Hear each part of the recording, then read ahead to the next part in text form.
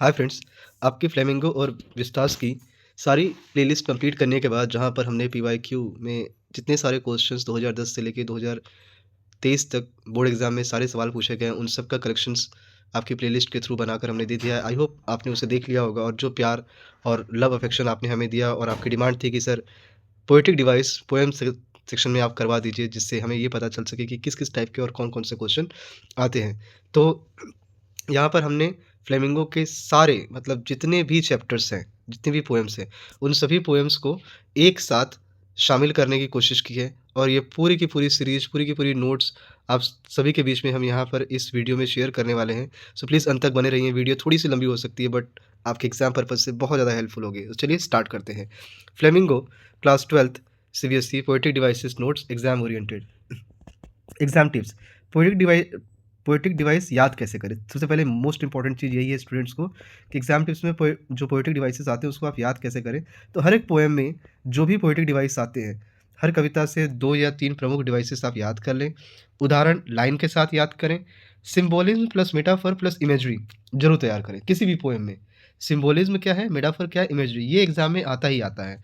Board में सबसे ज़्यादा पूछे जाने वाले सवालों में आप देखेंगे सिमिली, मेटाफर और सिम्बोलिज्म है और उसके बाद आयरनी का नंबर आता है। Most expected board exam question में जो पोएटिक डिवाइस बेस्ड है, देखिएगा फर्स्ट में है लाइक रूटलेस वीड्स, किस पोएम से आया है वो आपको आइडेंटिफाई करना है। Explain symbolism of tiger in aunt Jennifer's tiger, find simile in my mother at 66, what is the metaphor in a thing of beauty, explain irony in road side stand. तो ऐसे questions को tackle करने के लिए आपके पास पूरा notes होना चाहिए, पूरी समझ होनी चाहिए, पूरी जानकारी होनी चाहिए कि कैसे कैसे और किस टाइप के क्वेश्चन आते हैं कि आपको अगर करने के लिए मिले तो आप उन क्वेश्चन से घबराएंगे नहीं। तो स्टार्ट करते हैं। माई मदर एट 66 जिसे लिखा है कमला दास ने। अब माई मदर एट 66 के ऑल पोएटिक डिवाइसेस जो हैं, सबसे पहले बात करते हैं सिमली की। सिमली में आपको पता है जहाँ पर एज लाइक सो का यूज़ होता है एज अ कंपेरिजन। मैंने यहाँ पे हिंदी मीनिंग भी लिख रखी है जिससे आपको समझने में और आसानी हो। सिमली में क्या बताया गया है, as a late winter's moon, मतलब माँ के चेहरे की तुलना मध्यम पीले कमजोर चांद से की गई है। सिमली का एक और एग्जाम्पल यहाँ पर आया है, लाइक अ यंग ट्री, बच्चे की तुलना ऊर्जा भरे युवा वृक्ष से की गई है। देखिए मैंने यहाँ पर बुक तो नहीं लिया है बट आई होप अगर आपके पास बुक हो तो वो आपके लिए ज़्यादा हेल्पफुल होगा। आप वहाँ पर मार्क करते रहेंगे कि कहाँ कहाँ पर सिमली और कहाँ कहाँ पर metaphor, symbolism, irony, personification, hyperbole, transfer epithet जैसे पोएट्री डिवाइसेस यूज़ किए गए हैं। सेकंड है इस पोएम से मेटाफर, जिसे हिंदी में कहते हैं रूपक अलंकार। लाइन कौन सी है, her face ashen like that of corpse, माँ की चेहरे की तुलना मृत शरीर से या जीवन शक्ति के क्षय का संकेत है। इमेजरी क्या आई है, इमेजरी बिंब योजना, her face ashen like that of corpse, बूढ़ी कमजोर माँ का सचिव चित्र किया गया है। इमेजरी एक और लाइन आई है और वो क्या है, young tree sprinting the merry children spilling, बच्चे यहाँ पर खेलते हुए और दौड़ते पेड़, जीवन और ऊर्जा का दृश्य दिखाया गया है। डॉजिंग ओपन माउथेड, नींद में डूबी माँ का दृश्य है। अब ये देखिए ये 3 लाइनें यहाँ पर इमेजरी की आई थी, इसीलिए स्टार्टिंग बताया गया था कि जो इमेजरी का सेक्शन है वो बड़ा इंपॉर्टेंट है। पर्सोनिफिकेशन मानवीकरण, यंग ट्रीज स्प्रिंटिंग, पेड़ों को दौड़ते हुए दिखाया गया है जो कि मानवीकरण है। रिपीटिशन, अब यहाँ पे रिपीटिशन में क्या दिखाया गया है, smile and smile and smile, जो सबसे लास्ट वाली लाइन आती है, मुस्कान की बार बार पुनरावृत्ति होती है। जो स्माइल उन्होंने दिखाया है, प्रेम, आश्वासन और छिपा हुआ दुख है यहाँ पे। एक है यहाँ पर अलिट्रेशन, अलिट्रेशन में आपको पता ही होगा कि जब किसी कॉन्सोनेंट साउंड, वॉवेल और कॉन्सोनेंट तो आप जानते ही होंगे, वॉवेल के बाद बचे हुए 21 जो लेटर्स हैं वो कॉन्सोनेंट कहलाते हैं। तो जहाँ पे भी कॉन्सोनेंट साउंड की रिपीटिशन होती है उसको आप क्या कहते हैं, अलिट्रेशन कहते हैं। Smile and smile and smile, S sound की पुनरावृत्ति हो रही है और यहाँ पर वॉन एंड पहले यहाँ पर डब्लू साउंड की पुनरावृत्ति हो रही है, मतलब रिपीटिशन हो रहा है। कंट्रास्ट आप देखेंगे, विरोधाभास, young trees sprinting the Mary children spilling. अब यहाँ पर कैसे दिखाया गया है कॉन्ट्रास्ट, दो दो अपोजिट चीज़ें कैसे मेंशन की गई हैं, तो देखिएगा, versus her face ashen like that of corpse, युवा जीवन वर्सेस वृद्धावस्था का स्पष्ट विरोधाभास है। मतलब एक तरफ जो कमला दास यंग एज में दिखाई दे रही हैं, उसी तरफ उनकी जो माँ है उनका ओल्ड एज दिखाया जा रहा है। सिम्बोलिज्म इसमें क्या दिखाया गया है, क्या क्या इसमें सिंबल है पोएम में, as a late winter's moon, old age, weakness, approaching death का प्रतीक दिखाया गया है। एक और यहाँ पर सिंबोलिज्म है, smile and smile and smile, माँ को ढाढ़स, आश्वासन या प्रेम का प्रतीक है। तो सिम्बोलिज़्म आपको नहीं भूल के जाना है क्योंकि स्टार्टिंग में ही आपको बता दिया गया है सिम्बोलिज़्म क्या है। इन्जॉयमेंट, अभी आप देखिएगा इन्जॉयमेंट ये बड़ा ज़्यादा इन दिनों पूछा जा रहा है। इन्जॉयमेंट में होता क्या है कि आप देखेंगे बट से लेके स्प्रिंटिंग तक कोई भी कॉमा या कुछ ऐसा पंक्चुएशन लास्ट में नहीं आया। देखिए बट सून के बाद कोई पंक्चुएशन है, अब आप कहोगे सर अवे के बाद है। तो अवे के बाद है, लेकिन आप देखिए आपकी लाइन खत्म कहाँ हो रही है? आपकी लाइन खत्म हो रही है एंड के बाद, तो एंड के बाद होना चाहिए ना, लेकिन ये अवे के बाद है। तो जब कोई स्ट्रेंजा जिस लाइन पर खत्म होता है तो उसके बाद अगर कोई पंक्चुएशन मार्क आएगा तब तो ठीक है, और नहीं आएगा तो इंजॉयमेंट होता है। But soon put that thought away and looked out at young tree sprinting, एक पंक्ति का अर्थ अगली पंक्ति में पूरा होना है, मतलब भावनाओं के प्रभाव को दिखाता है। बोर्ड एग्जाम में सबसे ज़्यादा पूछे जाने वाले जो इस पोएम से लाइन्स और डिवाइसेस हैं, तो आप देखेंगे एग्जैक्ट लाइन जो पूछी जाती है ये 5 है यहाँ पर। As a late winter's moon, simile plus symbolism, young tree sprinting personification, smile and smile repetition plus alliteration, her face ashen like that of corpse simile plus metaphor, marry children spelling imagery, right? An elementary classroom in slum, Stephen Spender. Actually ये chapter तो आपके syllabus से deleted है, but आप चाहें तो अपने notes के लिए या जब आप सीयूटी का एग्ज़ाम देंगे तो मैंने यहाँ पर इसे इंक्लूड कर दिया है, और आप चाहें तो इसे आप देख कर अपना नोट्स बनाना चाहें तो आप बना सकते हैं, क्योंकि सीयूटी का एग्ज़ाम आपको नहीं पता कि जब वहाँ पर पोएटिक डिवाइसेस से क्वेश्चन पूछे जाते हैं तो इन्हीं सब लाइनों को वहाँ पर ऐड करके फिर आपसे सवाल पूछे जाते हैं और आप वहाँ पर घबरा जाते हैं, आपको समझ में नहीं आता है कि इस तरीके के क्वेश्चन को कैसे टैकल करें। तो आपकी उन सभी परेशानियों को दूर करने के लिए मैंने यहाँ पर इन सभी चीज़ों को भी मेंशन कर दिया है। जैसे लास्ट में बोर्ड एग्जाम में सबसे ज़्यादा पूछे जाने वाले पोएटिक डिवाइसेस में 1, 2, 3, 4, 5, 6 जो लाइक रूटलेस विड्स, जो स्टार्टिंग मैंने आपसे पूछा था, अगर आपने वीडियो हमारी शुरू से देखी है तो यहाँ पर ये किसका यूज़ कर रहा है? सिमिली का। Shark cream walls metaphor, paper seeming boy metaphor, lead sky metaphor, futures painted with a fog personification है, far far from repetition plus alliteration. अब बात करते हैं कीपिंग पॉइंट की, जो आपके सिलेबस में इंक्लूडेड है बाय पैब्लो नेरूडा। अब यहाँ पर आप देखिएगा पहला ही दिखाया जा रहा है सिम्बोलिज्म का। सिम्बोलिज्म में क्या दिखाया जा रहा है? Count to 12। अब यहाँ काउंट टू 12 किसका सिंबल है? 12 पूर्णता, एकता या संपूर्ण मानव जाति का प्रतीक है। कीप स्टिल, अब ये कीप स्टिल किस चीज़ का सिंबल है? यहाँ पे स्टिलनेस, आत्मचिंतन, शांति, आत्मनिरीक्षण का प्रतीक है। ग्रीन वॉर्स ये किसका सिंबल है? ये सिंबल है प्रकृति के विरुद्ध युद्ध का, पर्यावरण विनाश का प्रतीक है। मेटाफर आया है इसमें, मेटाफर क्या है? ग्रीन वॉर्स प्रकृति के खिलाफ मानव द्वारा किए गए विनाश का रूपक। आई होप आपने बुक वगैरह ले ली होगी और उसमें आप मार्क कर रहे होगे। नेक्स्ट है Wars with gas, Wars with fire. यहाँ पर आप किसका यूज़ कर रहे हैं? आधुनिक हिंसा और मानव हिंसा का रूपक है। रिपीटिशन, रिपीटिशन जो कोई लाइन रिपीट हो वही सेम लाइन किस उसी स्ट्रेंजर में या किसी और स्ट्रेंजर में फिर से रिपीट हो, दैट्स कॉल्ड रिपीटिशन। अब यहाँ पे रिपीटिशन कैसा हो रहा है? लेट्स। तो अगर आपको लेट्स दिखाई दे रहा है तो वो आग्रह और सामूहिक चेतना पर जोर दे रहा है। वॉर्स एंड वॉर्स युद्ध की भयावहता पर जोर दे रहा है। एलिट्रेशन मैंने आपको बताया ही, एलिट्रेशन में हम बात करते हैं उन चीज़ों की जहाँ पर कॉन्सोनेंट साउंड का रिपीटेशन होता है, जैसे sudden strangers, S S sound का क्या हो रहा है? रिपीटेशन हो रहा है। पर्सोनिफिकेशन, मानवीकरण, the earth can teach us, पृथ्वी को शिक्षा के रूप में दिखाया गया है। पैराडॉक्स क्या है? विरोधाभासी कथन, मतलब एक ही लाइन में दो अलग अलग चीज़ें दिखाई जा रही हो। Not total inactivity but silence, निष्क्रियता नहीं बल्कि आत्मचिंतन वाली शांति। विरोधाभास, एक तरफ मतलब इनएक्टिव भी कह रहा है और एक तरफ क्या कह रहा है? साइलेंस की बात भी कर रहा है। इमर्जरी क्या दिखाई गई है? सडन स्ट्रेंजरनेस, अचानक छा जाने वाली शांति का दृश्य। फिशरमैन इन द कोल्ड सी, यहाँ पर ठंडे समुद्र में मछुआरों का दृश्य है। मैन गैदरिंग सॉल्ट, अब मैन गैदरिंग सॉल्ट में क्या दिखाया जा रहा है? नमक इकट्ठा करता हुआ व्यक्ति। कंट्रास्ट और विरोधाभास आप ये देखिएगा एग्जाम में दोनों एक साथ नहीं आएंगे, या तो कंट्रास्ट आएगा या विरोधाभास आएगा, और दोनों अपोजिट की ही बात करते हैं। तो यहाँ पे क्या दिखाया जा रहा है? Stillness versus war, violence and movement, शांति बनाम हिंसा और अराजकता के बारे में बात हो रही है।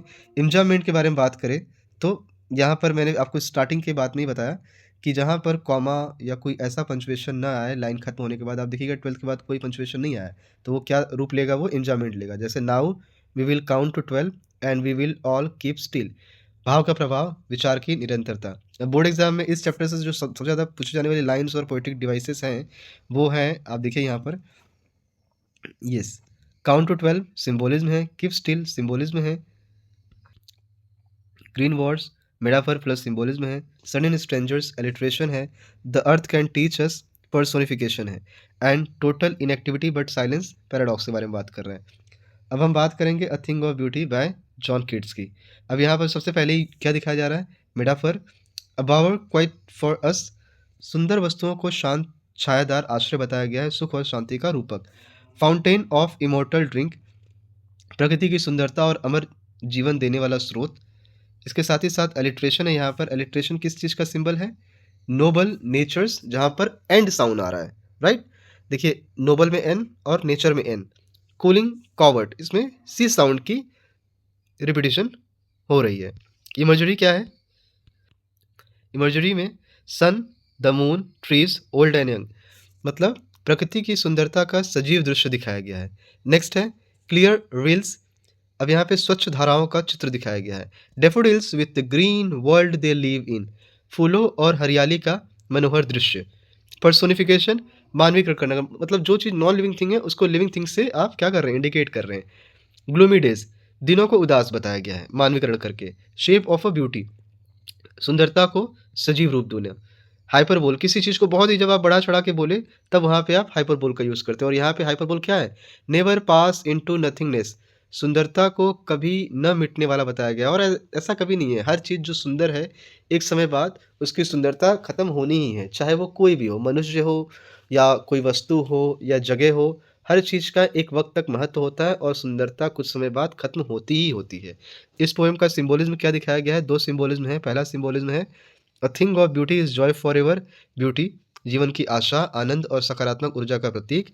इमोर्टल ड्रिंक क्या है? अमर सुख और आध्यात्मिक तृप्ति का प्रतीक दिखाया गया है यहाँ पर। कंट्रास्ट क्या है? कंट्रास्ट मैंने आपको बताया ना, कंट्रास्ट और विरोधाभास दोनों एक साथ कभी एग्जाम में नहीं आएगा और दोनों अपोजिट चीज़ों के बारे में बात करते हैं। पहला बात करता है gloomy days versus Joy forever. एक तो दुख है और दूसरी लाइन में क्या बता रहा है? सुख के बारे में। तो ये कंट्रास्ट है। एंजॉयमेंट, एंजॉयमेंट के बारे में आपको पता ही चल गया होगा, पिछले 3 पोएम से आप देख रहे हो।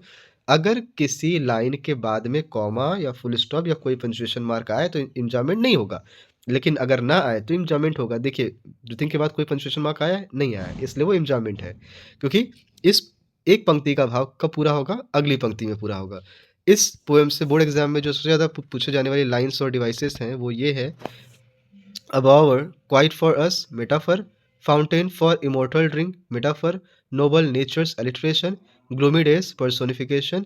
Never pass into nothingness, hyperbole. A joy for ever, symbolism है। A road side stand by Robert Frost. अब इस पोएम में पोएटिक डिवाइसेस हम देखते हैं। एलिट्रेशन का यूज़ किया गया है। एलिट्रेशन क्या बता रहा है? पी का साउंड बता रहा है। Polished, traffic, P sound. Selfish cars, S sound. Personification में क्या बताया जा रहा है? मानवीकरण करके। सेल्फिश कार, मतलब सेल्फिश कौन होता है? ह्यूमन होता है, बट यहाँ कार को सेल्फिश दिखाया गया है। ग्रीडी, गुड डोर्स, मतलब जो समाज सेवी हैं उनको लालची कहा गया है। समाज सेवी कभी लालची नहीं होते, लेकिन उनको लालची दिखाया गया है। मानवीकरण किया गया, व्यंग्य किया गया। आयरनी क्या है? अब यहाँ पे आयरनी क्या है? ग्रीडी गुड डोर्स, मतलब जो भलाई करने वाले हैं वही शोषक भी हैं, यही आयरनी है। मतलब आप जिनसे उम्मीद करते हो कि ये समाज का भला चाहते हैं, अच्छा चाहते हैं, उन्होंने समाज को गंदा करके रखा हुआ है। मेटाफर क्या है इसमें? Greedy doers, greedy good doers, दिखावटी समाज सेवियों का रूपक। अब आप मुझसे पूछोगे सर ये तो 3-4 बार आ चुका है, मेटाफर आ चुका है, आयरनी आ चुका है, सिंबोलिज्म आ चुका है। तो मैं कहना चाहूँगा 4 ऑप्शन में से कोई एक ही रहेगा, सारे नहीं रहेंगे आपके लिए। वहाँ पर जब एग्ज़ाम में पूछा जाता है तो कोई भी ऐसे ऑप्शन नहीं दिए जाते जो कॉन्फ्लिक्ट वाले हों। वो सिमिली दे देंगे, पर्सोनिफिकेशन दे देंगे। तो जब ऐसी चीज़ें करेंगे तो ऑब्वियस सी बात है, आपको पता चल जाएगा कि ये सिमिली है ही नहीं, राइट? हाइपरबोल है ही नहीं। तो ऐसी चीज़ें वो देंगे कि आपको छाँटने में बहुत आसानी हो। नेक्स्ट है बेनिफिट बीस्ट ऑफ प्रे। अब यहाँ पर विकास के नाम पे शोषण करने वालों का रूपक दिखाया गया है। नेक्स्ट है इमर्जरी। इमर्जरी में क्या दिखाया गया है? लिटिल ओल्ड हाउस, सड़क के किनारे छोटी झोपड़ी का दृश्य है।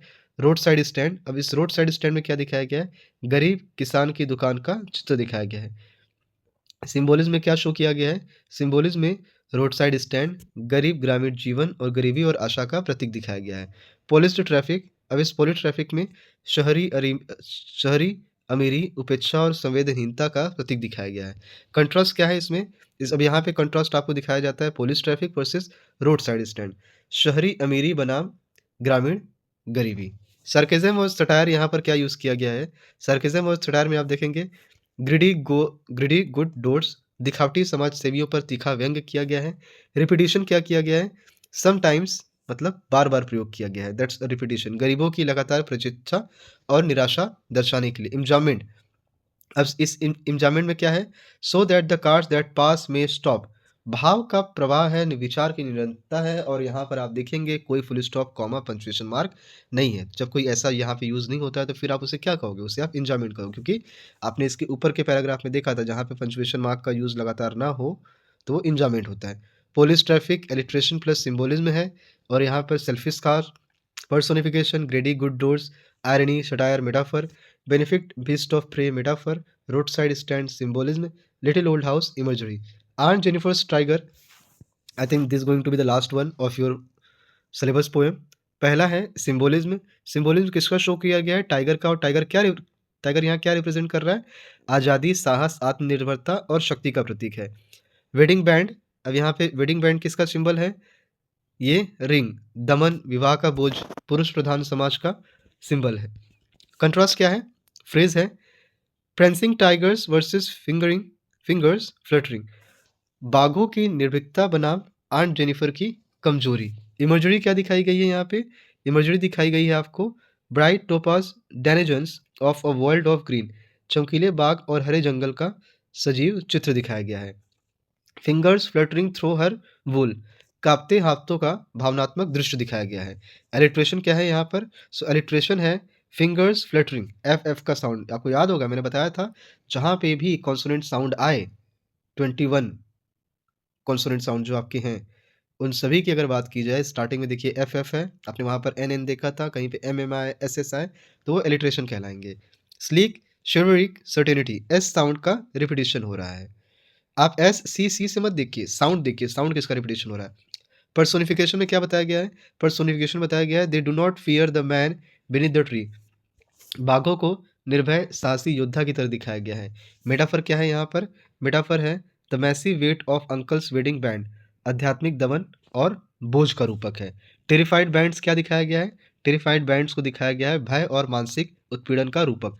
आयरनी क्या है? हमेशा की तरह हर पोएम आप देखिए, हर पोएम, कोई भी पोएम बिना आयरनी और सिंबोलिज्म के तो कंप्लीट ही नहीं हो रही है। आंट जेनिफर खुद को कमजोर मानती हैं लेकिन बाघ बहुत शक्तिशाली है, यही आयरनी है। रिपीटिशन क्या हो रहा है? रिंग्ड विथ ऑडियल्स, मतलब निरंतर कष्ट और पीड़ा पर जोर दिया जा रहा है। इम्जामेंट यहाँ पर क्या आ रहा है?